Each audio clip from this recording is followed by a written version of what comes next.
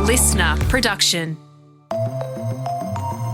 Hi, Natarsha Belling with you and welcome to the afternoon edition of The Briefing.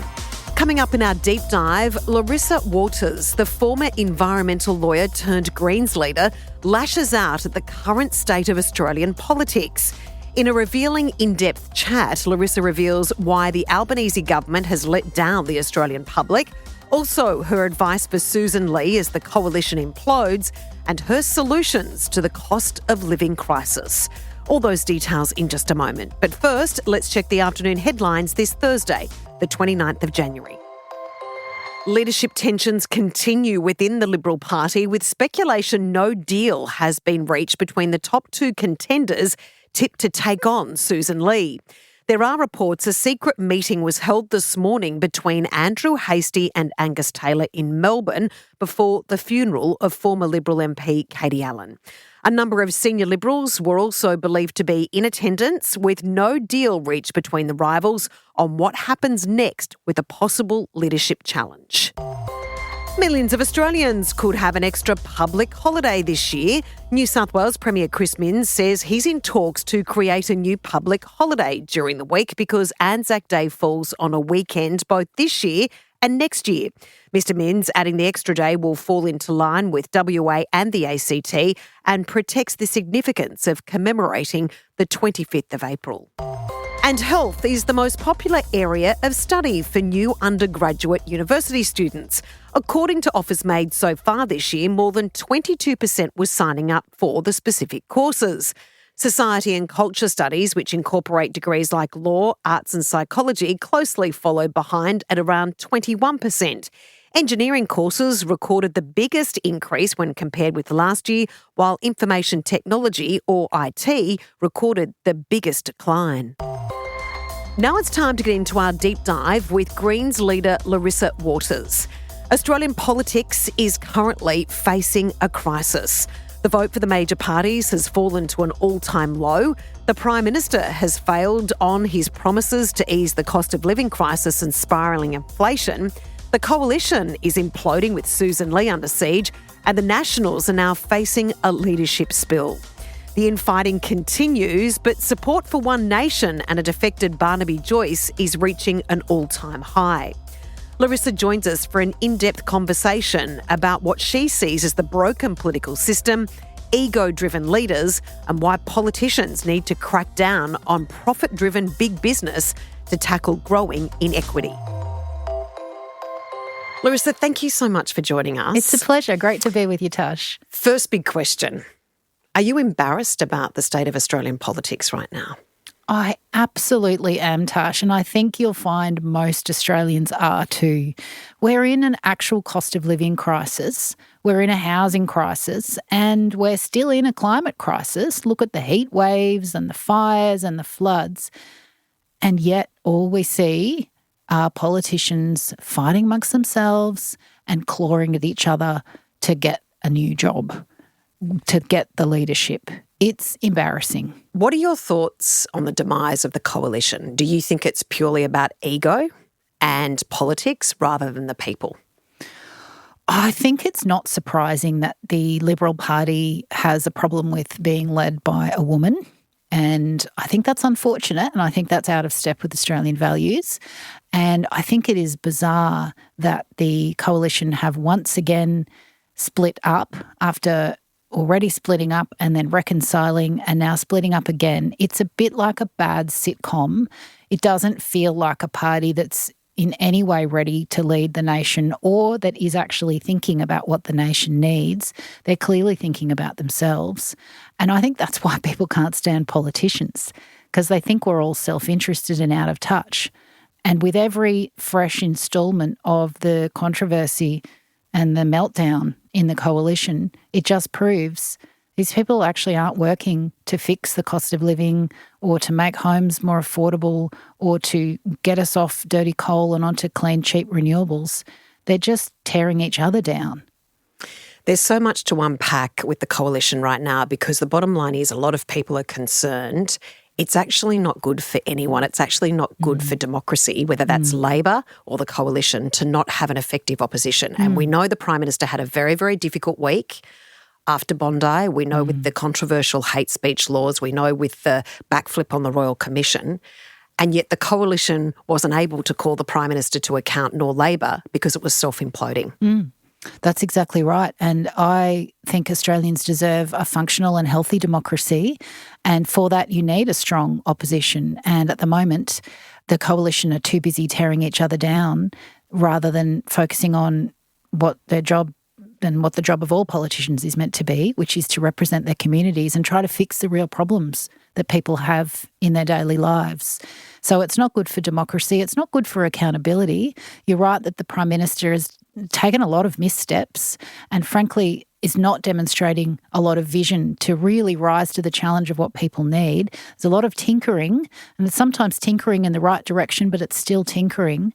And whilst you've got an opposition that's so divided and self-focused, it feels like that momentum for real progressive reform is lacking. And the Greens are trying to bring that. We're pushing the government to do good things, to tackle the housing crisis, to make groceries more affordable, to get off coal and gas and onto job-rich renewable energy. And we'll keep doing that because we're not in hock to the big political donors that fund the re-election campaigns of those larger political parties. So we'll keep speaking truth to power and representing communities, and rather than just talking about each other and tearing each other down. Larissa, we'll get to the cost of living crisis and these real issues in just a moment that are breaking so many Australians right now. I want to go back to a point that you made about Sussan Ley as the leader of the Liberal Party. There is a school of thought, and I'm sure you're very familiar with the term, she was on a glass cliff. The party had self-imploded. They had one of the most devastating results after a federal election in the party's history. So let's put a female in there and backstab her from the very moment she was in that position of leadership. Do you think that is a fair comment? I think that's a very accurate analysis of what happened. They had a terrible election, which I celebrated because the values and policies that they were promoting, I think, were Trump-like and divisive and dangerous. And the Australian community had the same reaction. So their vote was very, very low at the election. Right when they've fallen off that cliff, they finally give a woman a chance at the helm, and then she's barely had any clear air before her leadership has been criticised and there's been that internal destabilising. And they have it seems like they don't know what they stand for anymore. Sussan Ley was meant to be a moderate, but they've taken extremely conservative positions. They've opposed net zero. They've been all over the place when it comes to hate speech laws. They're being quite anti-immigration. But it feels to me like they're not quite sure who they are anymore. And as a result, they're simply tearing down their first female leader after not really giving her a chance. I mean, I'm from the Greens. We have a different value set. We think people should be able to afford their basic needs in a wealthy country, that everyone should have a roof over their head, that you shouldn't be giving all of these tax perks to people to buy their 25th home when this generation can't afford their first one, and that we shouldn't be hitching our wagon to Donald Trump's America and giving him $368 billion for nuclear submarines. So we have a very different value set, but it is disheartening to see that party tearing down their first female leader. Do you think she ever had a chance, Sussan Ley, as leader? Look, I don't really understand the Liberal Party thinking. And they frequently do things that baffle me, and I don't agree with their values. So I find it hard to understand their reasoning at the best of times. But it does feel like they put a woman in to try and clean up after a disaster, and they haven't really given her a chance to clean up, and now they're turning on her. What advice would you give Sussan Ley if you were able to speak with her right now? Well, she's clearly a very intelligent woman and must have worked incredibly hard to get where she is. So she probably doesn't need advice from me. And I reckon generally women kind of know what it is that we're doing. I wish her all the best, although I don't wish her party success. Larissa, you're a female leader, and it shouldn't matter about gender, but the bottom line is if Parliament was full of all women, we'd be saying we need equality and different voices at the table. How hard is it to be an effective leader in Canberra? And do you think sometimes when we don't have diverse voices at the table is why many people may claim that Parliament House in some circumstances is a cesspit? Yeah, well, it's a very toxic culture, Tash. There has been some changes to Parliament in the last few years, thanks to the brave voices of survivors of sexual violence, including Brittany Higgins and others who've held the institution to account. So we are seeing changes, and we have seen a change in the makeup of Parliament. There's now more women than men in the Senate, where I sit, and you can feel that difference. We've got people with disabilities that are visual disabilities. We've got people from different religious and ethnic backgrounds. We are slowly starting to get a parliament that looks a bit more like the community that it's meant to represent, and you can feel that change. But it is still very power-driven and very posturing-driven and very shouty and at times aggressive. And I don't think that is actually what Australians want. They see politicians shouting at each other in question time, and it reminds them of the sandpit at the preschool. Democracy should surely be conducted with more diplomacy and more seriousness and less ego. Larissa, in regards to the success of One Nation, the polling is quite extraordinary with Pauline Hanson. Now we know Barnaby Joyce has joined One Nation. Why do you think so many Australians are turning their support to One Nation? Well, you're so right that the vote for the two big parties has been on the decline for quite some time. So people are looking for an alternative for the Labor or Liberal parties. And I think people are feeling genuine economic pain. They're finding it hard to fill up the trolley. You're spending more to get less every time you do your weekly shop. The rent keeps on going up. If you've got a home, your mortgage keeps on going up. If you can't get a home, you can't save to get a home because you're spending it all on rent. You've still got to pay to go to the doctor, even though the government promised they would fix that. And you're still racked with debt from either going to uni or going to TAFE. So life is genuinely hard for folk at the minute.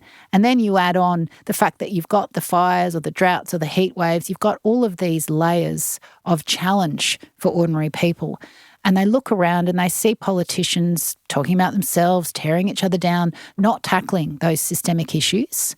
And then they hear simplistic messages from self-serving people like Senator Pauline Hanson, who just gets off Gina Rinehart's jet, Australia's richest woman, after flying to Donald Trump's party, and then pretends she cares about battlers. Unfortunately, there's quite a level of hypocrisy there, in my opinion.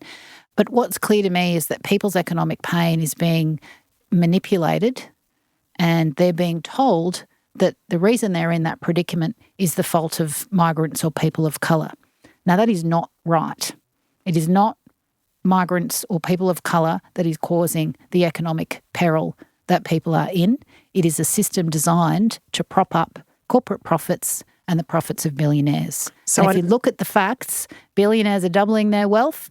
1 in 3 big corporations pays no tax, and yet corporate profits have doubled in the last 10 years. That's what people should be angry about. It is inequality and not immigration that people should be directing their focus at. So how do we change that, Larissa? Because I do think that is, and a lot of people do, if we look at the bigger picture, corporations, greed, profits, and depriving people of basic needs. How do we fix that system? Oh, well, it starts by telling the truth about why people are feeling the pain they're feeling, Tash. So I'm glad you agree that actually the system's working quite nicely for those big corporates who are making profits in record levels while life's getting harder for ordinary people. And politicians who take the big donations from those same corporations for their own re-election campaigns, they've forgotten that they're meant to work for the community. They're not meant to work for the 1%, for the billionaires, for the lobbyists. So it starts by calling out what's happening, understanding people's pain and acknowledging that life's tough and hard, acknowledging that it's not the person's individual fault, it's certainly not the fault of migrants, it is the fault of a system that is designed to make the rich richer and to make life harder for ordinary people. And then it starts with politicians who are prepared to call that out and to speak truth about that in Parliament, like the Greens do, and push for change, push for those big corporations to pay their fair share so that we can fund good quality schools and hospitals and make sure everyone can have a solar panel on their roof, a bus going past their house, fund those services that will help people have a decent life. Talking about climate change, Larissa, right now we knew many years ago or pre-COVID, climate change was front and centre for a lot of Australians. Right now, they, I think, have almost put climate change to the side, although you could say it was linked to the extraordinary weather conditions we're seeing, increase in insurance premiums, increase in food bills. But right now, the majority of Australians cannot pay rent. They cannot afford to pay their electricity bills, which we know are going to go up another 25%. How do you convince people to care about climate change when they can't afford to eat? Look, you've absolutely outlined the predicament people are in beautifully. It is those same big corporations that are wrecking the planet that are making life harder for people, that are screwing us for every cent of profit. It is that same system that is causing both the climate crisis and the wealth inequality crisis. So holding them to account and making them pay their fair share of tax so that we can fund services, that is both how we help people and tackle the climate crisis. Those big corporations have so much political power. They have so much influence over decisions that get made. They get given so much free public money, so many subsidies for this or that. 1 in 3 of them pays no tax at all. They get their approvals for new coal and gas. The system's sewn up so nicely for those big polluters. And yet it's everyday Australians that are paying the cost of those turbocharged natural disasters, in the increased insurance bills, like you mentioned, in the physical and emotional turmoil of yet another flood or a fire or a heat wave. If you're lucky enough to have aircon, you can stick it on, but you know you'll get a big bill later. If you're in a rental and you don't have aircon, well, how do you stay cool? This is the lived reality of people, and it's that mix of turbocharged climate disasters and a cost of living crisis that is actually driven by the same big corporate forces that we're trying to hold to account. Larissa, let's move on to the controversy regarding the hate speech legislation with the federal government, the Albanese government. What was your main concern in that legislation? And we know that there were calls from the Prime Minister in particular. He rejected calls for a Royal Commission. He said, we need time to get this legislation right. And then there were concerns it was rushed through and there were serious breaches of freedom of speech. What were your major issues with that legislation? Well, firstly, can I say what happened at Bondi was just a devastating act of terrorism, and my heart goes out to the Jewish community for that awful event which has rocked that community and made them feel unsafe. And it's made all Australians feel unsafe. We are not used to gun violence on our shores. So something did need to be done in response. But what has resulted was such a rushed and cobbled together overreach bill that many, many commentators and lawyers and academics and faith leaders are worried will have unintended consequences and will have a chilling effect on freedom of political expression. And when you're drafting new laws that criminalise activity that could see someone in jail for 15 years for maybe going to a rally where a genocide by a foreign nation is being called out, that is a huge overreach, and you need to draft those laws carefully and clearly so that everybody knows where the line is, and so that free speech and free political expression isn't adversely impacted. That is not what happened here. They absolutely rushed it. They wanted a political fix to a problem that had been created by taking too long to respond to community sentiment. And we've ended up with a rushed law, parts of which were great. The gun law reforms the Greens supported, and we are pleased that there'll be a national buyback and some tighter restrictions on gun imports and better sharing of information about who's holding those gun licences.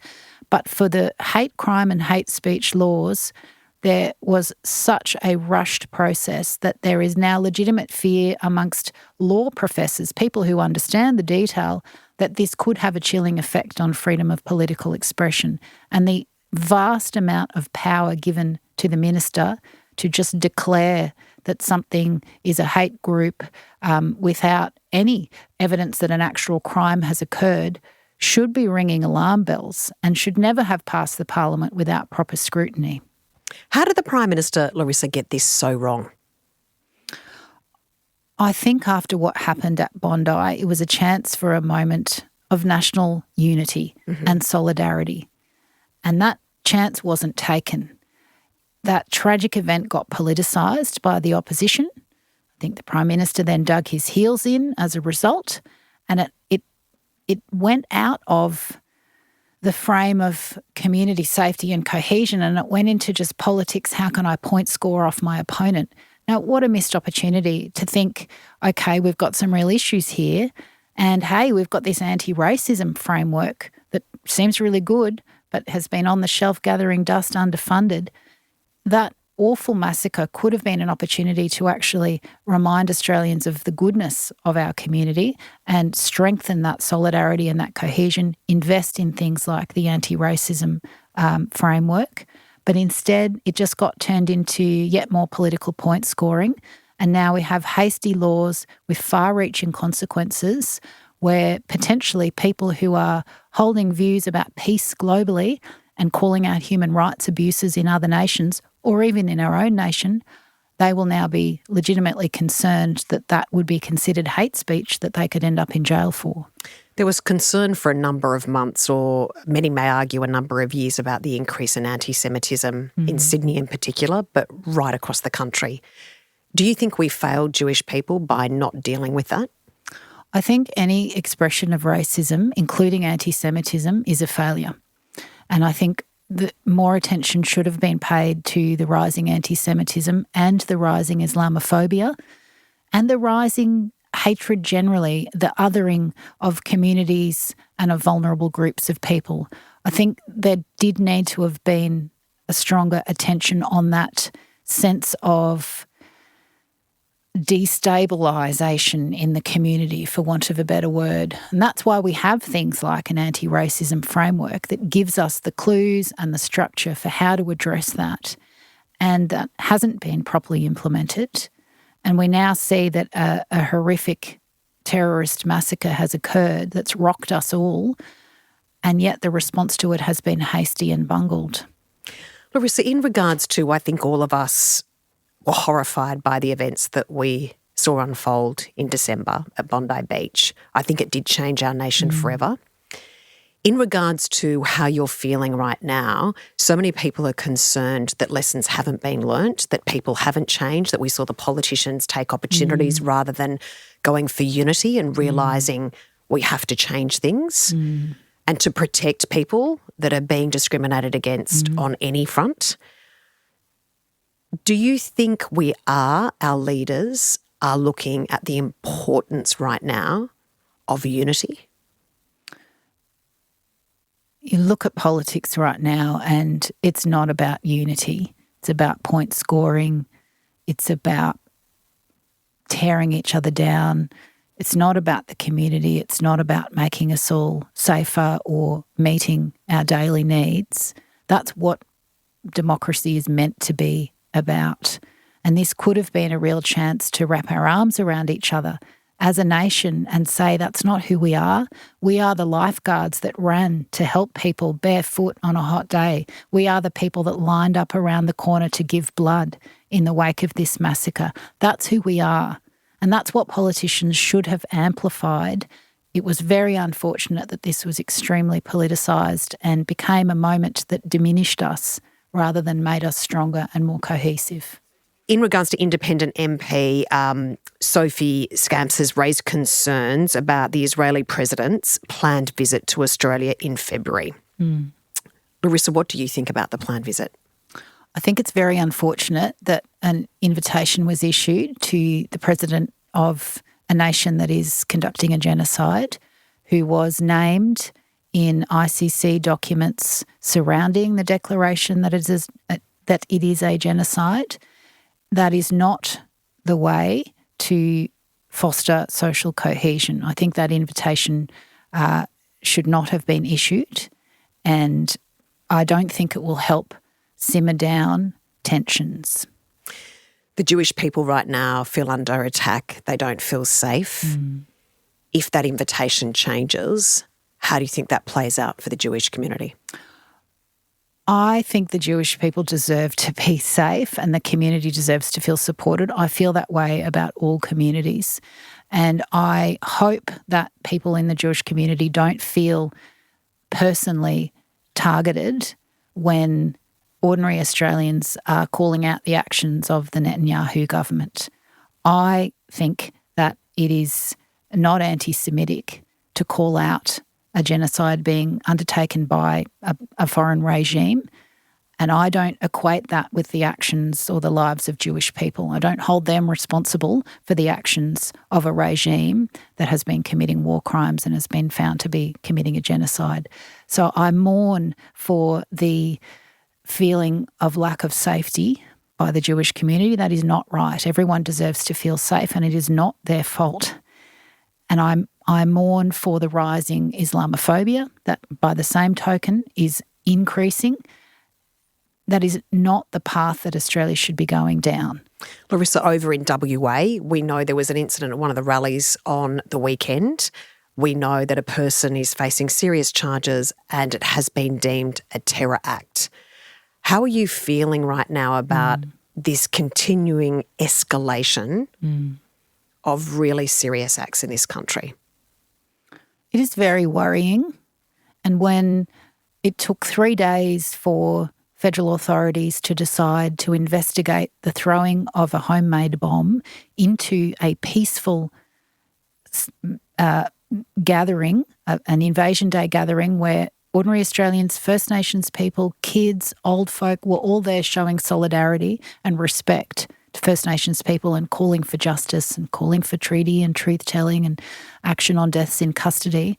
For someone to throw a homemade bomb into a peaceful gathering is frightening, and for it to have taken 3 days for authorities to decide to investigate it as a potential terrorist offence.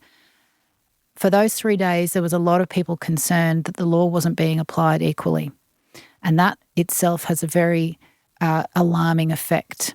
If people lose confidence in the fairness of laws being applied, you'll have all sorts of other issues. So I'm glad that late last night the AFP and ASIO and the WA Police issued a statement saying, yes, they will now investigate this as a potential terrorist offence.